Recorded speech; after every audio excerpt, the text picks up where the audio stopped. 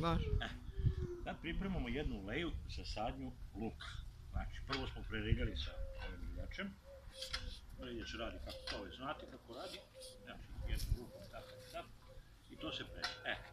Posle tog griljenja sam išao sa ovom prezom da to poravnam. Ću malo ovdje da pokorim, ali samo da vam pokažem šta ona radi. To je ova nova sa ravnim nožem, sa fiksnim nožem. Znači, ne može bolje da se usitni posle griljenja nego sa njom. Nauči da razbaca. I poravnja i razbaca. I to ide lepo, ide lagano. Sad treba da formiramo redove kuda će ići luk. Za te stvari koristimo u malu frezu, 12 cm sa fiksnim nožem. I kako to radimo? Znači, samo vutimo pravac, nekoliko puta prođemo.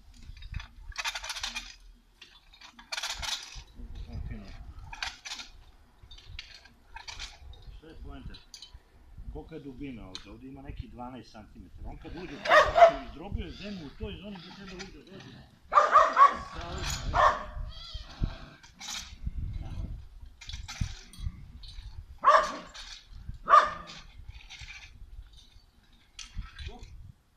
I ovaj drugi red, pošto smo ga malo pokvarili, ali samo da to popravimo.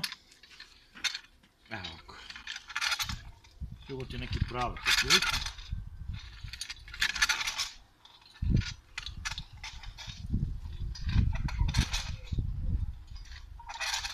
Prava jedna ječnica ovako, ali strašno, ja kako to ne vidim.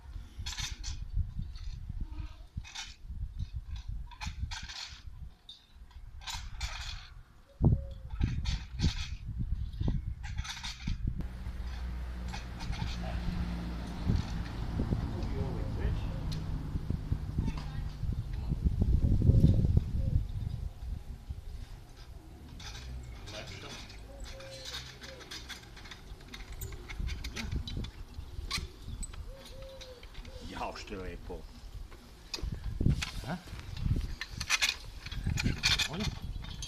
Tako, sad imamo prilike, ne prilike, nego formiramo ova 3 reda u toj jednoj leji da kažemo.